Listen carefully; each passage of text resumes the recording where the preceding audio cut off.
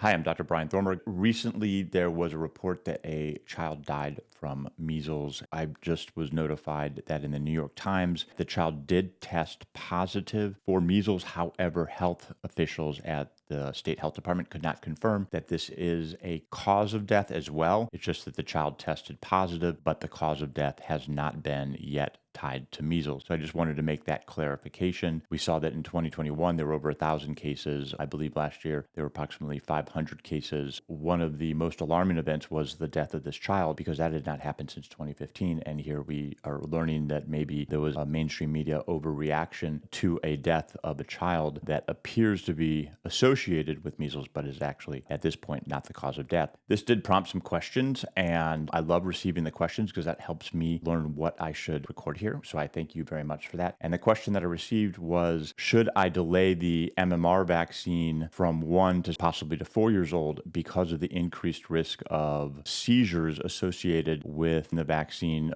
from 12 months old to 18 months to 2 years old, because of the child's nervous system, immune system is somewhat still learning how to act appropriately, so it is over responsive. The stimulation from the antigens from the vaccine, specifically the MMR, can cause that same excitatory pathway, and then the child can go into a seizure. Parents then rightfully are asking, well, then should I delay giving the vaccine, since there seems to be a period of time between 12, 15 months old until some point around 4 years old, because at 4, the children are not having this kind of overexcitation resulting in seizures. Great question.